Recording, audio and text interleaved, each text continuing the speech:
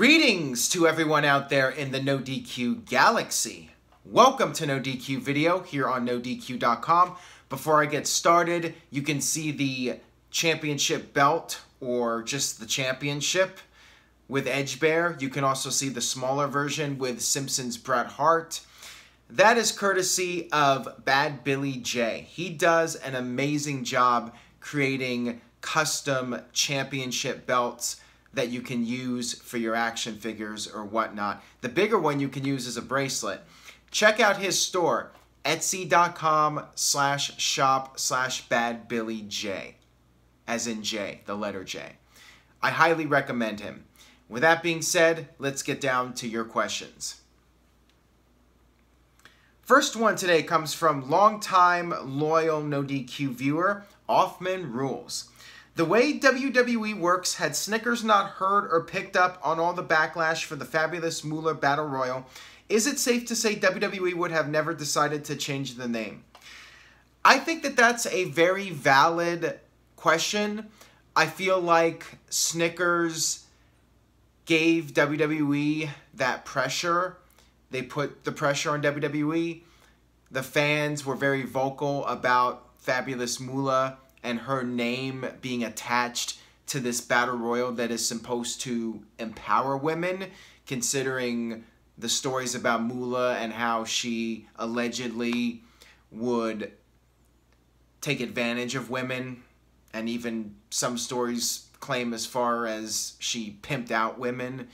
And the fans were very upset about this, and rightfully so. In this case, I don't think it's a case of people being snowflakes or whatever. I mean, this is legitimate stuff here. This is a person who has been accused of mistreating women. And it's not a good look for WWE. It didn't make sense to have her name attached to this battle royal. Snickers, they were very unhappy about the backlash, and they put the pressure on WWE, like I said. I think if it wasn't for Snickers stepping in, WWE would not have done anything. When it comes down to it, and I've said this before, fans can complain all they want about something, but WWE is not going to take action unless there's a threat to their bottom line. If there's a chance of them losing money because they lose a sponsorship, then they have to take action. So that's what it comes down to. And unfortunately, for those of you that are not big Roman Reigns supporters, complaining to Snickers to complain to WWE, it's not going to work. So don't even try it. Got this one here from It's the Costanza, who's always got a question for me. Hey Aaron, without the Moolah name in the Battle Royal, what will the statue be? Maybe a title match opportunity? I hope so. I feel that WWE should do more with the Battle Royals, and if there is an Andre Battle Royal, the same thing should apply. I think both matches should have more than just a trophy on the line. What's the trophy going to be? Might just be the WrestleMania logo. Who knows? I guess there's always a possibility WWE will add a new name. Maybe add Trish Stratus Memorial Battle Royal, although that won't work. The idea is it's a Memorial Battle Royal, so it's got to be somebody, I guess, who passed away. If they're even going to go that route. I think they're just going to do the WrestleMania Battle Royal and not take a chance. They could say, for instance, make it the China Memorial Battle Royal, which I think would be fine, but then you'll have the people saying, well, China did porn and all that, and they might complain to Snickers. I sense there would not be that kind of backlash, but I don't think WWE wants to take any chances. I mean, if I was running the company, I certainly would not want to take any chances this year. I would say, look, let's just call it the WrestleMania Women's Battle Royal. It's safe, there's not going to be any backlash, and we can just move on from this. So I think that's why they went with just the generic name instead of naming it after China or somebody else. But yeah, I would like to see a title opportunity at the next pay-per-view, or even save it until Money in the Bank. Do something so the match has more meaning. There's something to really fight for instead of just doing a match that feels like filler, where you're just trying to get everybody on the card. By doing a match with a title opportunity, then it means a little bit more and has a little bit more significance. Got this one here from Liam. Hey Aaron, if the cards were on the table, could you see WWE ever doing an NXT versus ROH pay-per-view? I know people want WWE versus ROH, but it seems NXT is the closest thing to Ring of Honor at the moment. Your thoughts? Highly unlikely in all likelihood. As you guys know, well, maybe not everyone watching this, but I sense most of you know, WWE likes to have control. Vince doesn't want an outside entity outshining his guys. We saw that with WCW. Even when WWE had the talent under contract, even when WWE bought out WCW, Vince had this issue with the WCW guys going over WWE guys. So how would NXT versus ROH really play out? WWE's not going to have the ROH guys beating their guys. It's not going to happen. ROH, what does it do for them if their guys come in and just lose to the NXT guys? So it doesn't seem like it's a real possibility. And I also feel that as intriguing as it would be to a small part of the audience, I don't think it would have any kind of mass appeal. And because of that, I don't think WWE is going to bother. I really don't. So yeah, I think it's a long shot at best. This one comes from Jason. I really want to see AJ beat Shinsuke Nakamura at WrestleMania. I think Shinsuke is massively overrated. What are your thoughts? I don't think he's overrated. I just think he hasn't really had an opportunity to have a match of the year contender and really show the world what he can do. He's got the charisma. The guy is very charismatic. He is getting a little bit older and he has slowed down his style a bit from New Japan Pro Wrestling now that he's getting older. But I still feel that if given the opportunity, I said this on the NoDQ review this week, if these two guys can go out there at WrestleMania and be allowed to steal the show, be allowed to go out there and have the best WrestleMania match possible, I think they can deliver, and I think you'll finally get to see what fans have been saying about Shinsuke Nakamura for all these years, that the guy is one of the all-time great performers in the world. I think he can pull it off if he's given the opportunity. It's just a matter of that opportunity being given to him at WrestleMania, or is WWE going to tell these guys to hold back and just have a 10-minute match and don't do too much, don't outshine the other guys on the card? Who knows what's going to happen, but my hope is that it's WrestleMania, WWE title, let those guys go out there and tear the house down and have the best match possible. If that happens and Nakamura doesn't deliver, then yeah, you could definitely make the argument he's overrated. This one comes from Joseph. Hey Aaron, guys like Hogan, Flair, Nash, and Hall, and other WCW stars who left WWE in the 80s and early 90s always say WWE is their home and Vince is like their father. So why would they have really went all the way to put WWE out of business during the Monday Night Wars?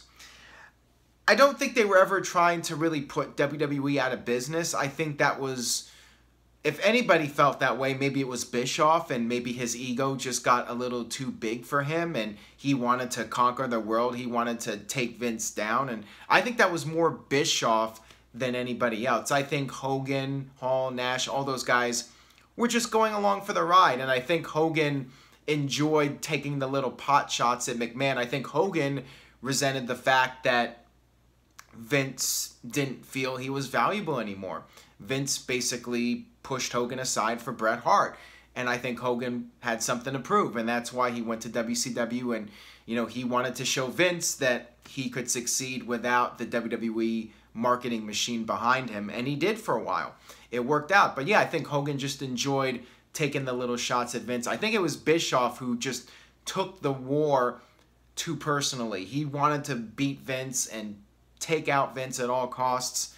And, you know, it was very personal, I think, for Bischoff. And you saw it when DX did that invasion and Bischoff came out on Nitro. I don't think that was Bischoff acting. He was just visibly just enraged about the whole situation. And it got really intense between both sides.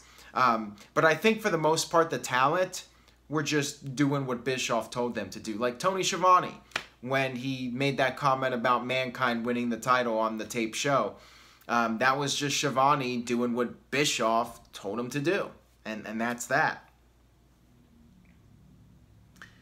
Got this one here from Sloth. I noticed there hasn't been cruiserweight matches on Raw. Are they just going to be exclusively on 205 Live? Sorry if you already answered this question. I did not answer this question. I think right now WWE's not focusing on the cruiserweights on Raw because it's the road to WrestleMania, even though I think last year they were. But then again, last year, the cruiserweight division was still doing fairly well. You had Austin Aries, you had Neville, so you had a solid feud. Right now, they're trying to rebuild the cruiserweight division, so there's really no one guy that is even at the star level of Neville or Austin Aries. And because of that, WWE's using that valuable TV time for WrestleMania to build up the key matches. And we'll see if the cruiserweight match gets on the main card. I'm still not holding my breath on that one. And I hate to say this, but I'm going to laugh at the people that invested time watching this tournament if that match is on the kickoff. If it's not on the kickoff, then I will consider giving the cruiserweight division another shot. But right now, it's in a rebuilding process, and I think that's why we're not seeing those cruiserweight matches on Raw. I think after WrestleMania, if the cruiserweight title match goes well, maybe we'll start seeing matches being featured on Raw again. Also, they got to show Ronda Rousey appearing, 2 or 3 times a night, so that takes up time. Got this one here from Cindy. Hey Aaron, which team do you think deserves a second chance to compete in the Mixed Match Challenge semifinals against Bobby Roode and Charlotte? I would like to see Natalya and Shinsuke Nakamura get the second chance and hopefully make it to the finals against Miz and Asuka. I think that's who I put for the second chance bracket when I did the little fantasy booking of the tournament. I think that makes sense, although I think they could very well lose that second chance. Maybe not, though. Maybe it'll be Shinsuke Nakamura and Natalya in the finals. I could see them potentially winning the second chance. Again, it depends on the team. Initially, I thought it would be Asuka and Miz against Charlotte and Bobby Roode in the finals, but depending on the team that wins that second chance, we could see Charlotte and Roode lose. Really, the only team I see that would beat them would be Nakamura and Natalya. I really don't see any other team that could do it that I think would be the right team to be in the finals. So yeah, I think I agree with you on that one. This one comes from Elite. With what happened at Fastlane with the Bludgeon Brothers, could they possibly win the tag team titles at WrestleMania and then beat the Usos at Backlash and then have the Authors of Pain, perhaps, if they don't get in trouble with what happened with Rhodes? I think he's talking about the Dusty Classic. I'm not sure. I don't watch NXT weekly, so I'm not really sure what's going on with that. But anyways, just the general idea of Authors of Pain being called up and facing the Bludgeon Brothers, I like it. Makes sense. When you look at the possible teams for them to face, you can have these two monster teams going at it, much like Braun Strowman versus Brock Lesnar. It's the irresistible force meeting the immovable objects. Should say it plurally. I think it's a good match, and I think the Bludgeon Brothers should keep the momentum going. So yeah, I like that idea. Have the Usos get their rematch at Backlash, and by May or so, you call up the Authors of Pain, maybe set up something for SummerSlam. I think it's a good idea. I'm with you on that one. This one comes from Garrett. Is it a bad idea for Carmella to cash in but lose the match? Since Corbin lost his chance, shouldn't somebody have a successful cash in? I have talked about this a little bit before. I do think it's a bad idea, and as we talked about on the NoDQ review, I think the best way to do this is at WrestleMania, have Carmella attempt to cash it in on Asuka or Charlotte, most likely Asuka. Have that happen first, and then it fails without her actually cashing it in. You know, she tries to, but Asuka gets the best of her and she has to retreat. Then, during the Raw match, she shows up, and that's the big swerve because everyone thinks, oh, she can only challenge for the SmackDown Women's title. And she'll then announce that there's a loophole in the contract, and you could even have some kind of controversy where she cashes it in, but then there's a debate about it, and it's contested, and you can do a storyline out of that. So I think that's how it should play out, quite frankly. Specifically with that whole controversy surrounding it, and then you have a decision that has to be made. Is it going to be held up, or is it going to be denied, or whatever? I think it's a good idea, and I think she should successfully cash it in. Just because I don't think it's a good idea for both contract holders, to lose their title matches. I think it's better to keep the winners of the Money in the Bank contract successfully winning the title as much as possible, especially when they have an advantage going into the match. This one comes from Tony. Hey Aaron, longtime viewer, keep up the good work. Well, thank you for that, Tony. My question is, when Hulk Hogan was fired by WWE, why wasn't he removed from the WWE Hall of Fame? I think because removing Hogan from the Hall of Fame would have potentially opened Pandora's box, and then everybody would be put under a microscope. People would say, well, wait a minute. Mike Tyson was a convicted rapist. Why is he in the Hall of Fame? Steve Austin had domestic violence issues with Deborah. Why is he in the Hall of Fame? It just creates this headache for WWE where everyone's going to pick apart every single person that's in the Hall of Fame and look at all their negative qualities and any controversies they've been in. So it's not worth the stress and all the chaos that would ensue. I think WWE did the right thing. The controversy came out. They fired him. They did what they needed to do, and that's that. Just leave it at that. There wasn't really a big uproar at that point about Hogan still being in the Hall of Fame, specifically due to the fact that other people that have done worse things, like Mike Tyson, are in the Hall of Fame. So that's just the way it is. WWE, they took their action, and that's that. And now if Hogan did something else, and maybe it was more serious, and he was convicted of a serious crime, then WWE would have a decision to make about that. But unless something like that happens, I don't think they need to really take any more action on that at this time. Got this one here from Alfredo. Hey amigo, tell me if this scenario is possible. Omega debuts after WrestleMania 35, gets a big push, triple threat at SummerSlam or Survivor Series. Omega versus Styles versus Rollins for the title. Omega wins the Royal Rumble, the Ultimate Dream match at WrestleMania 36. Omega versus AJ Styles. That was a mouthful. I think it's nice fantasy booking. I think a lot of people would like to see a scenario like that play out in WWE. I mean, if you're going to write Kenny Omega's WWE career, that would seem to be a very logical way to do it. Have him come in, win the Royal Rumble, challenge AJ Styles, do the dream match at WrestleMania. Will it happen? That is a big question mark, and I stress the word big because Omega might not sign with WWE next year. He might not sign in 2 years. He might not sign, period. I mean, I think he will if I had to make a prediction, but who knows when he's going to sign? Who knows if AJ Styles will still be pushed as the top guy? Who knows if AJ Styles will be in that position to face Omega for the WWE title? You really don't know. AJ could get hurt. Any number of things could happen. AJ could leave the company.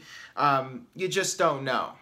It's a big question mark, but yeah, if you were going to write a perfect story for Kenny Omega, I mean, that's a great way to do it right there. That'll wrap it up for this edition of No DQ Video. Thank you all, as usual, for tuning in and supporting the videos. Pick up a beach ball if you haven't already. Email me, nodqmisc@gmail.com for ordering information. And again, check out Bad Billy J's belts. They're awesome.